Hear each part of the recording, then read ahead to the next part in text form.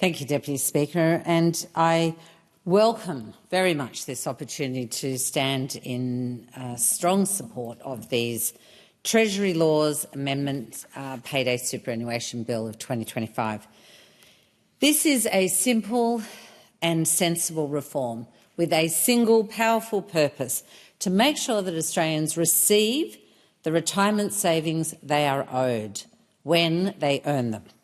For too long, our system has permitted a lag between when Australians work and when their superannuation is actually delivered into their accounts.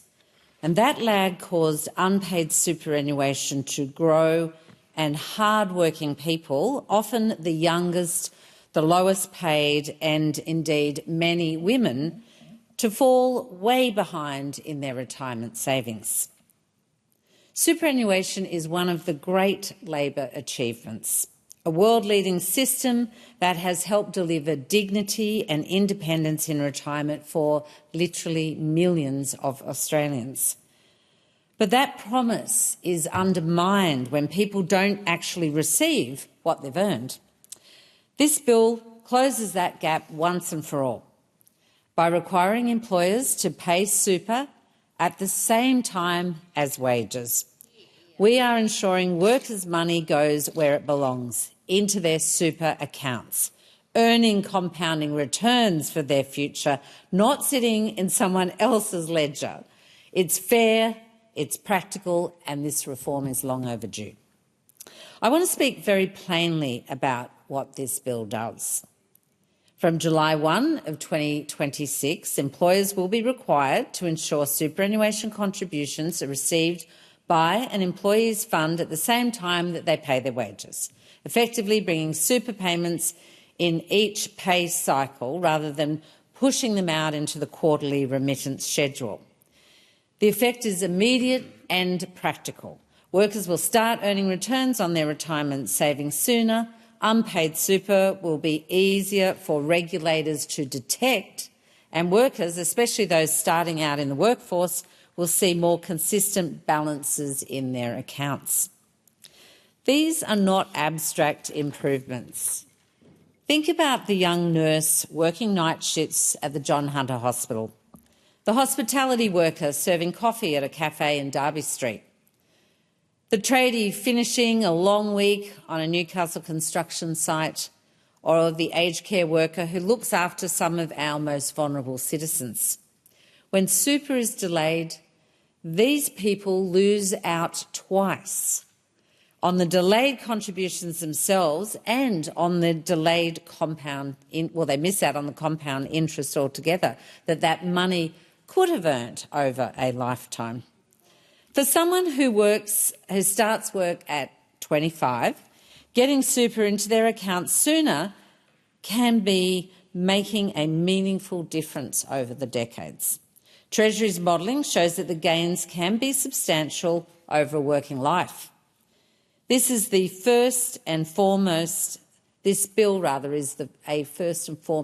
effort about reforming in a fair and equitable manner. Superannuation is part of pay. It belongs to the worker from the moment the work is done. It should not sit uninvested and at risk because of outdated administrative practices. By bringing super into the pay cycle, this bill aligns the timing of payment with the reality of work and the expectation of workers that their employers' superannuation contribution is part of what they earn for their work. Some say this is just an administrative change, but as I've tried to argue, this is much more than that. It changes incentives. The current quarterly system can disguise non-compliance. When contributions are due only every 3 months, missed payments are harder to spot and harder to remedy quickly. Under Payday Super, the Australian Tax Office will be able to detect issues earlier, and employees and funds will see payment records that match the rhythm of the people's working lives. This is how we reduce long-standing levels of unpaid super and protect the lifetime entitlements of working Australians. To those small and medium employers who are concerned about implementation and compliance costs, I say this: the Albanese Labor government has heard you. This bill is framed with practical exceptions and transitional support in mind. This legislation provides reasonable timeframes for particular circumstances, for example, additional time for new employees and tailored arrangements for irregular payment patterns.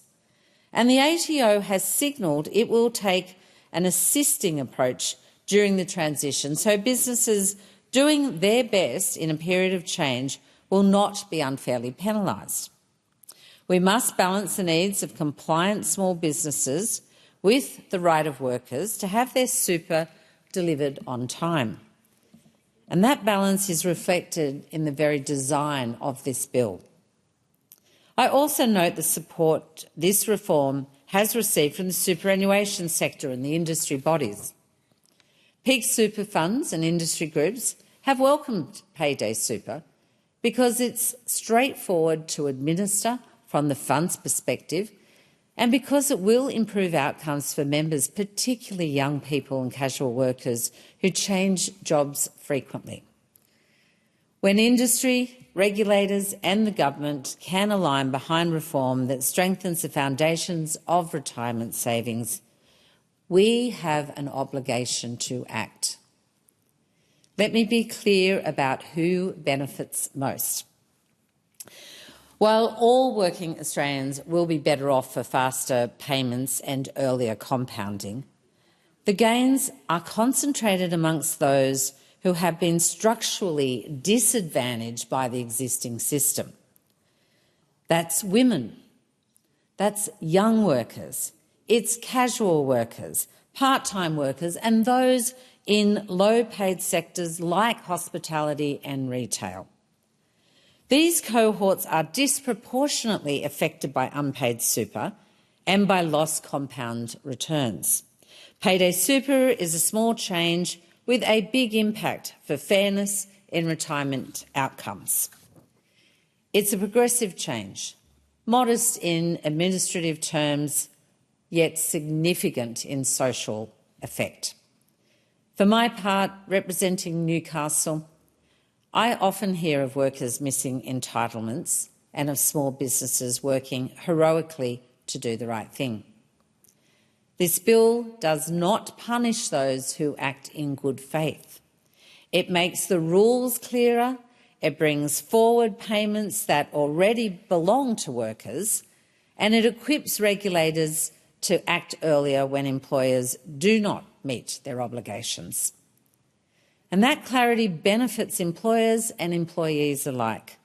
Fewer disputes, clearer record keeping and less backlog for the system. It's the right structural reform for an economy that now relies on more frequent pay cycles, digital payroll systems and the real-time financial services. There are legitimate questions about timing and implementation, as I indicated before. Employers need clear guidance, payroll providers need to be ready, and software systems must be upgraded. And that is why this bill and the accompanying policy measures include a reasonable lead time up to the 1st of July next year in 2026.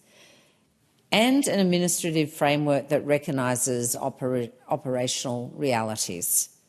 It's the government's responsibility, and it is our job in this parliament to ensure the transition is managed carefully.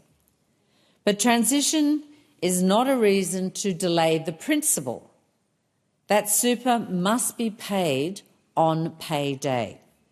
The sooner we enshrine that principle into law, the sooner workers' balances will begin to reflect it.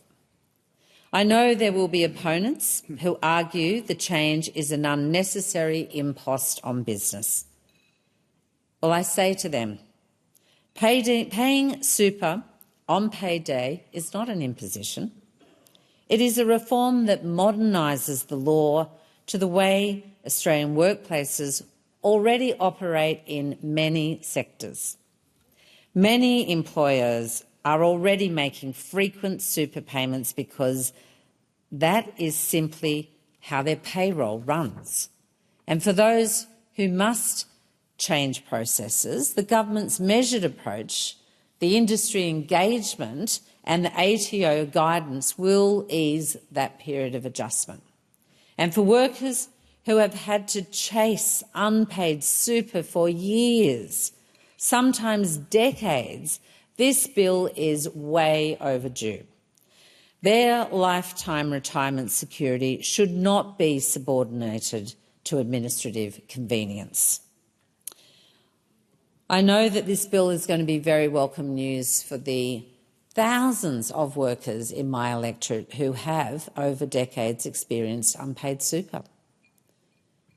You would be shocked to delve in, I think, most members in this House, to find out how many workers, how many families in your electorates have suffered as a result of, superannuation payments being allowed to be kicked down the road quarterly or beyond. And for all of the reasons I've just outlined, where it is very hard to start detecting where those gaps are in paid super for people. But it is literally costing working families, working men and women, thousands and thousands of dollars that are rightfully theirs and should be part of their retirement incomes. So this bill is welcome news. It's about the national interest and about community values. We are a country that values hard work and expects fairness in return. That's the social contract. Superannuation is not an optional charity. It's a statutory right that is attached to work. And by ensuring contributions arrive when the work is paid for, so when the work is done and the work is paid for, we protect the dignity of labour, strengthening retirement outcomes and improve the integrity of the superannuation system. All of those young people, those people in precarious employment, people in low-paid jobs of retail and hospitality, the women of Australia are going to thank us for this bill, because this is addressing the structural inequities that have existed for them, disadvantaging them time and time again.